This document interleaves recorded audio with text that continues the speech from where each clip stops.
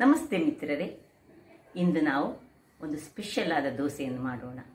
ಈ ದೋಸೆಗೆ ಉದ್ದು ಬೇಡ, ಆದರೆ ಅಕ್ಕಿ ಮತ್ತು ಸಾಬುದಾನದಿಂದ ಮಾಡಿದ ಈ ದೋಸೆಗೆ ನಾನೊಂದು ಸ್ಪೆಷಲ್ ಇಂಗ್ರೀಡಿಯೆಂಟ್ಸ್ ಹಾಕಿ ಮಾಡಿದ್ದೇನೆ.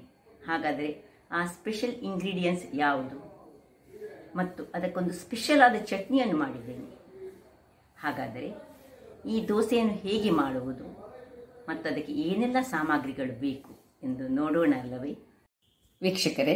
ಇವತ್ತೊಂದು ಸ್ಪೆಷಲ್ ಆದ ದೋಸೆಗೆ ನಾನು ರೆಡಿ ಮಾಡಿಟ್ಟಿದ್ದೇನೆ ನೋಡಿ.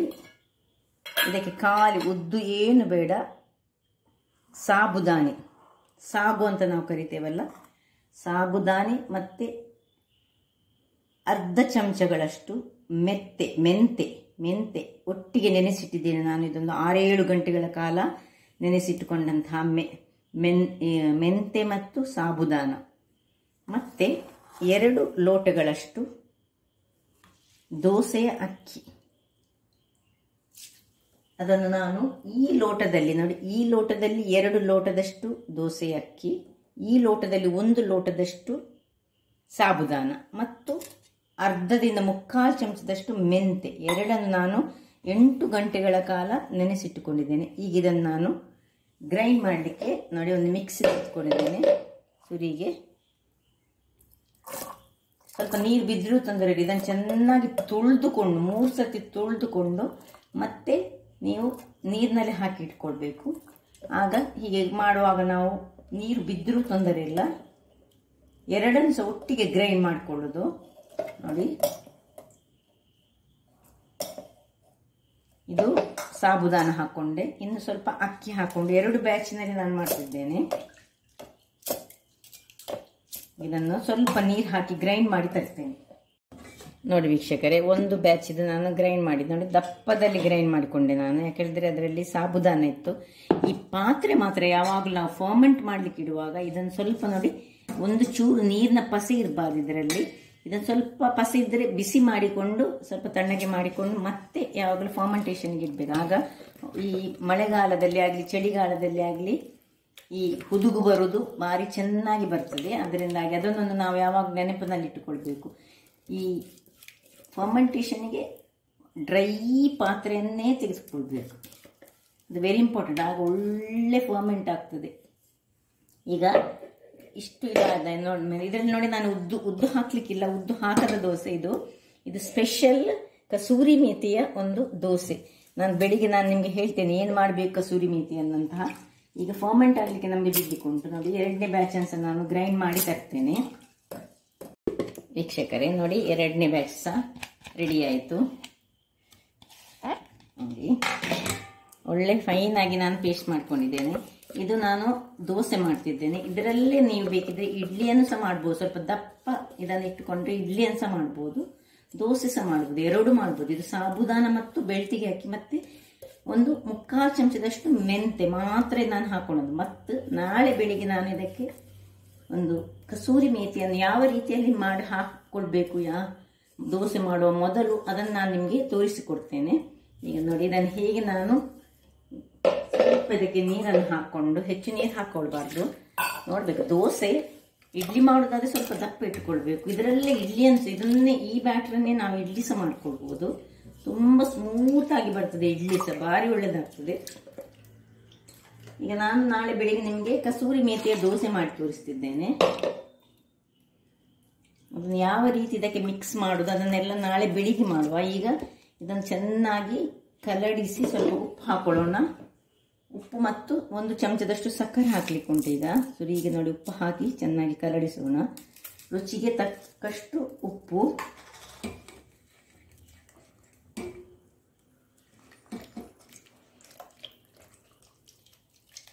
ಒಂದೇ ಸರ್ಕ್ಯುಲರ್ ಮೋಷನಲ್ಲಿ ಯಾವಾಗಲೂ ಫರ್ಮೆಂಟ್ ಮಾಡಲಿಕ್ಕೆ ಇಡುವಾಗ ನೋಡಿ ಈ ರೀತಿಯಲ್ಲಿ ಇಡಬೇಕು ನೋಡಿ. ಇಷ್ಟು ದಪ್ಪ ಇಡುವುದಾದರೆ ಇದನ್ನು ಇಡ್ಲಿ ಕೊಯ್ಬೋದು. ನಾನು ಇನ್ನೂ ಸ್ವಲ್ಪ ನೀರು ಹಾಕ್ತೇನೆ. ಬೇಕಿದ್ರೆ ನಾವು 1 ಬ್ಯಾಚಲ್ಲಿ ಇಡ್ಲಿ ಸಹ ಮಾಡ್ಬೋದು, 1 ಬ್ಯಾಚ್ ದೋಸೆ ಸಹ ಮಾಡ್ಬೋದು. ನಾಳೆ ಬೆಳಿಗ್ಗೆ ಬೇಕಿದ್ರೆ ಸ್ವಲ್ಪ ನೀರು ಹಾಕ್ಕೊಂಡು ದಪ್ಪ ಇಟ್ಟುಕೊಳ್ಳೋಣ.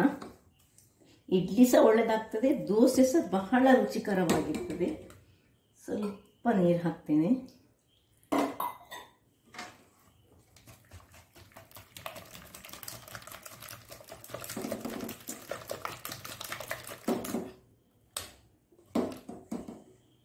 ಇನ್ನು ಸ್ವಲ್ಪ ಸಕ್ಕರೆಯನ್ನು ಹಾಕ್ಕೊಳ್ತೇನೆ. ನೋಡಿ ವೀಕ್ಷಕರೇ, ಈಗ 1 ಚಮಚದಷ್ಟು ಸಕ್ಕರೆಯನ್ನು ನಾನು ಹಾಕ್ಕೊಳ್ತಿದ್ದೇನೆ. ನಿಮಗೆ ಬೇಕಿದ್ರೆ ಮಾತ್ರ ಹಾಕ್ಕೊಳ್ಳಿ, ಸ್ವಲ್ಪ ನಾಳೆ ದೋಸೆಗೆ ಕಲ್ಲರ್ ಒಳ್ಳೆ ಬರ್ತದೆ ಹೇಳಿ ನೋಡಿ.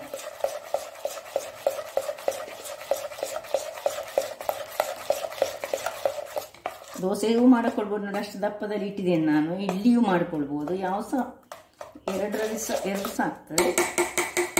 ನಾನು ನಿಮಗೆ ನಾಳೆ ದೋಸೆ ಹೇಳಿಕೊಡ್ತೇನೆ ಅಂತ ಇದ್ದೇನೆ ಇದರಲ್ಲಿ ನೋಡಿ. ಈಗ ಒಂದು ಒಳ್ಳೆ ಮುಚ್ಚಳವನ್ನು, ಡ್ರೈ ಮುಚ್ಚಳವನ್ನು ಮುಚ್ಚಿ ಒಂದು ಬಟ್ಟೆಯನ್ನು ಗಟ್ಟಿಯಾಗಿ ಕಟ್ಟಿ, ಈಗ ಮಳೆಗಾಲ ಚಳಿಗಾಲದಲ್ಲೆಲ್ಲ ಸ್ವಲ್ಪ ಹುದುಗು ಬರೋದು ಲೇಟ್ ಆಗ್ತದೆ ಅಂತ ಹೇಳಿ ನಾವು ಈ ಕಟ್ಟಿ ಇದರ ಮೇಲೆ ಒಂದು, ನಾನು ಯಾವಾಗಲೂ ಇಡು ಹಾಗೆ ಒಂದು ಭಾರದ ವಸ್ತುವನ್ನು ಇಟ್ಟು ನಾಳೆ ಬೆಳಿಗ್ಗೆ ಇನ್ನು ನಮ್ಮ ಕೆಲಸ. ವೀಕ್ಷಕರೇ, ಈಗ ಬೆಳಿಗ್ಗೆ ನೋಡಿ ಹೇಗೆ ಆಗಿದೆ ನೋಡೋಣ.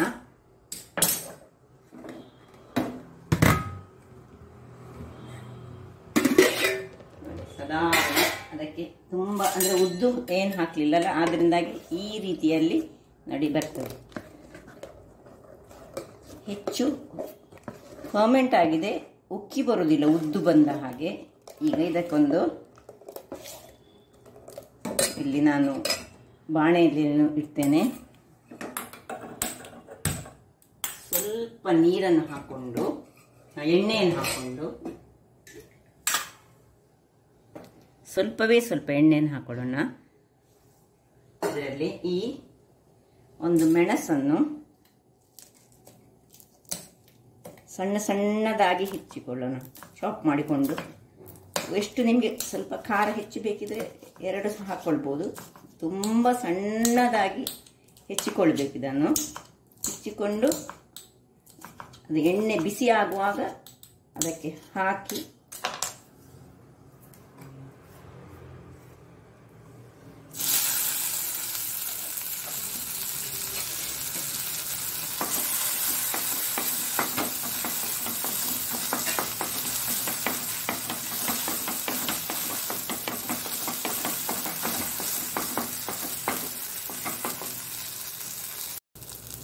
ಇಷ್ಟ ಆಗುವಾಗ ವೀಕ್ಷಕರೇ ಸಾಕು, ಇಷ್ಟು ಆದ್ರೆ ಸಾಕು. ಇದನ್ನು ಆಫ್ ಮಾಡ್ಕೊಳ್ಳೋಣ. ಆಫ್ ಮಾಡಿಕೊಂಡು ಅದು ಇಲ್ಲಿ ನೋಡಿ, ಇದು ಕಸೂರಿ ಮೇಥಿ ಅಂತ ಇದಕ್ಕೆ ಹೇಳ್ತೇವೆ ನಾವು. ನೋಡಿ, ಇದು ಪ್ಯಾಕೆಟ್ನಲ್ಲಿ ಸಿಗ್ತದೆ. ಇದು ಹೆಚ್ಚಾಗಿ ಗುಜರಾತ್ನಲ್ಲಿ ಆಗುವಂಥದ್ದು. ಇದೊಂದು ಪರ್ಟಿಕ್ಯುಲರ್ ಈ ಮೇಥಿಯನ್ನು ಅವರು ಪೌಡರ್ ಮಾಡಿ, ಈಗ ಈ ಕಸೂರಿ ಮೇಥಿಯನ್ನು ನಾವು ನೋಡಿ ಇದಕ್ಕೆ ಸ್ವಲ್ಪ ಒಂದು ಚಮಚಗಳಷ್ಟು ನಾವು ಹಾಕ್ಕೊಳ್ಬೇಕು. ಒಂದು ಚಮಚದಷ್ಟು ಹೀಗೆ ಮಾಡಿ ಹಾಕಿ ಆಫ್ ಮಾಡಿಕೊಂಡು ಹಾಕ್ಕೊಳ್ಬೇಕು. ಆಫ್ ಮಾಡಿಕೊಂಡು ಹಾಕ್ಕೊಂಡು ಹೀಗೆ ಸ್ವಲ್ಪ ತಿರುಗಿಸಿಕೊಂಡು ಈಗ ಇದನ್ನು ಹಾಗೆ ತಣ್ಣಗಾಗಲಿಕ್ಕೆ ಬಿಡೋಣ. ಇದು ತಣ್ಣಗಾಗಲಿ. ಇಲ್ಲಿ ನಾವು ಇಲ್ಲಿ ಗ್ಯಾಸನ್ನು ಉರಿಸಿ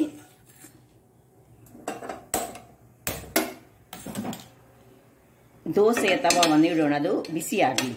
ಅಷ್ಟೊತ್ತಿಗೆ ಇಲ್ಲಿ ಇದು ತಣ್ಣಗೆ ಸಾಕ್ತದೆ. ನೋಡಿ ವೀಕ್ಷಕರೇ, ಇಲ್ಲಿ ನೋಡಿ ಇದು ತಣ್ಣಗಾಗಿದೆ. ಈಗ ಇದನ್ನು ಶಿಫ್ಟ್ ಮಾಡುವ. ಸೊ ಕಸೂರಿ ಮೇಥಿಯನ್ನು ನೀವು ಇನ್ನೂ ಸಹ ಹೆಚ್ಚು ಸಹ ಹಾಕ್ಕೊಳ್ಬೋದು, ಒಳ್ಳೆ ಪರಿಮಳ ಬರ್ತದೆ.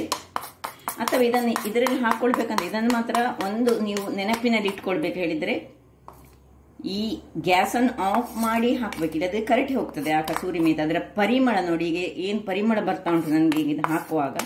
ಕಸೂರಿ ಮೇಥಿಗೊಂದು ಅದರದ್ದೇ ಒಂದು ಪರಿಮಳ ಉಂಟು, ಪ್ಲಸ್ ಅದಕ್ಕೆ ಒಂದು ಔಷಧೀಯ ಗುಣ ಸಹ ಉಂಟು. ಇದು ದೇಹಕ್ಕೆ ಬಹಳ ಒಳ್ಳೆಯದು. ನೋಡಿ, ಇದನ್ನೀಗ ನಾವು ಚೆನ್ನಾಗಿ ತಿರುಗಿಸಿಕೊಳ್ಳೋಣ. ಬಹಳ ಪರಿಮಳಯುಕ್ತವಾಗ್ತದೆ. ನಿಮಗೆ ಗೊತ್ತಿರ್ಬೋದು, ಕಸೂರಿ ಮೇಥಿಯನ್ನು ಯಾವುದಕ್ಕೆ ಯೂಸ್ ಮಾಡಿದರೆ ಸಹ ಅದೊಂದು ಒಳ್ಳೆ ಅರೋಮವನ್ನು ಕೊಡ್ತದೆ ನಿಮಗೆ. ಸೊ ಈಗ ಇದು ಬಿಸಿ ಆಗಲಿ. ಅಷ್ಟೊತ್ತಿಗೆ ನಾವು ಇಲ್ಲಿ ಸಣ್ಣ ಮಿಕ್ಸಿಯಲ್ಲಿ ಈ ಚಟ್ನಿಗೆ ಒಂದು ರೆಡಿ ಮಾಡಿಕೊಳ್ಳೋಣ. ನೋಡಿ, ಸ್ವಲ್ಪ ಕೊತ್ತಂಬರಿ ಸೊಪ್ಪು, ಸ್ವಲ್ಪ ಹುಳಿ, ಸ್ವಲ್ಪ ನೀರುಳ್ಳಿ,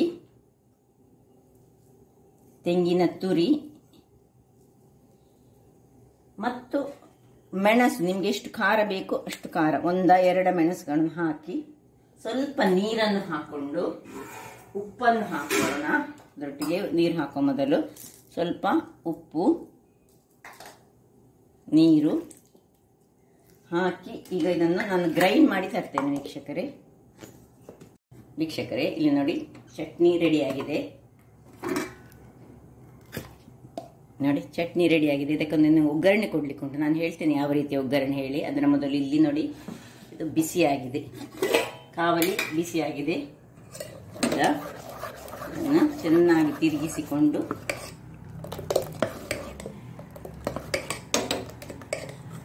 ಒಂದು ಸೌಟ್ ತೆಗೆದುಕೊಂಡು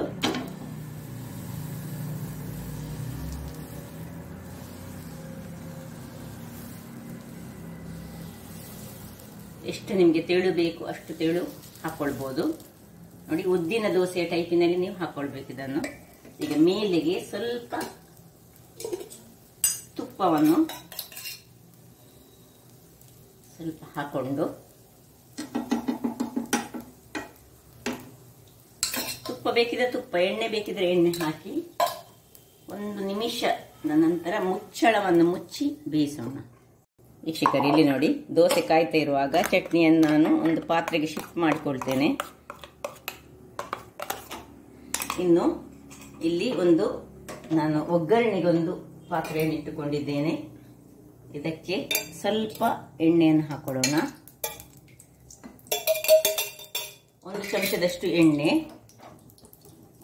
ಎಣ್ಣೆ ಬಿಸಿಯಾಗುವಾಗ ಸ್ವಲ್ಪ ಸಾಸಿವೆ, 1 ಮೆಣಸು,